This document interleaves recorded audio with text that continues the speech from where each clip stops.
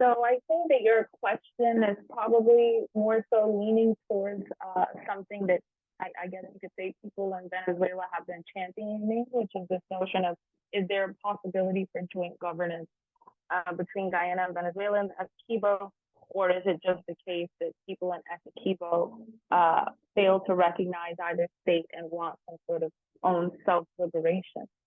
Uh, and I will tell you, just as I told Tenement Y'all the other day, that any notion for joint governance, you know, it ended when Chavez died.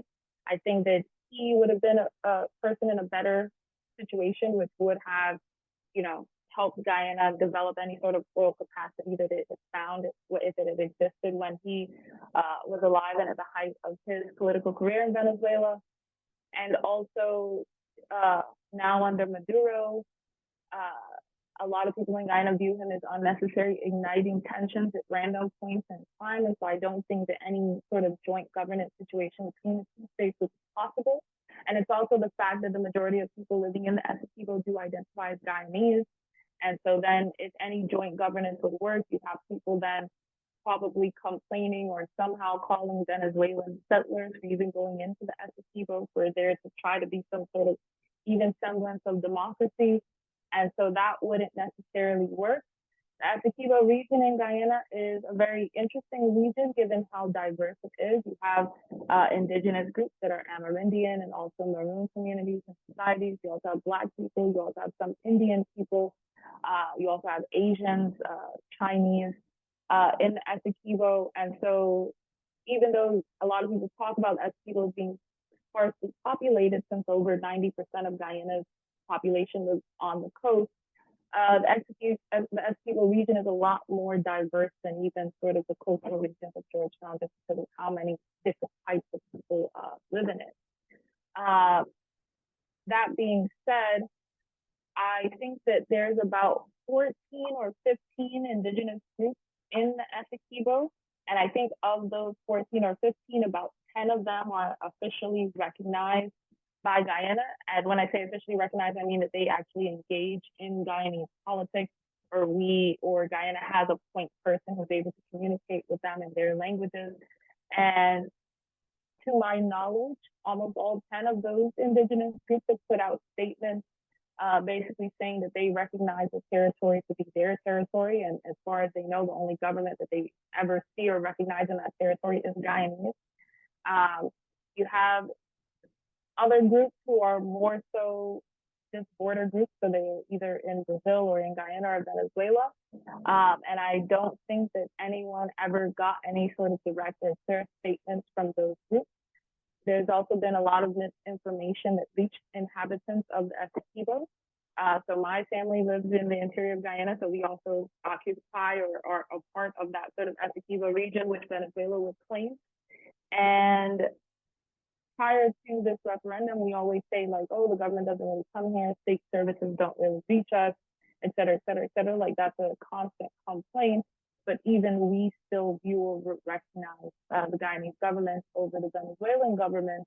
And something that I think is interesting is that when this whole referendum started, you saw politicians going into the interior communities and coming into the Essequibo to basically do this sort of nationalist rhetoric. Guyana is ours. You all are Guyanese. We're going to protect you, et cetera, et cetera, et cetera. And that was, the kind of only information that we got. So I had family members asking me, is Venezuela about to invade or intervene? And just some of the statements that I saw, some of the Amerindian communities put out saying that they will defend themselves by any means necessary, and they hope Guyana will defend themselves by any means necessary as well. I think that there was an information gap that reached the Essequibo community, so that you had a lot more people there thinking like, oh my God, Venezuela is about to come in. And so again, sort of a lack of information and how people identify as being Guyanese, that you had people who were more so afraid of Venezuela coming in and afraid of a war happening in the region in general. And so I think that in itself, that information gap also shows sort of the deficiencies of the Guyanese government and, reaching out to local populations.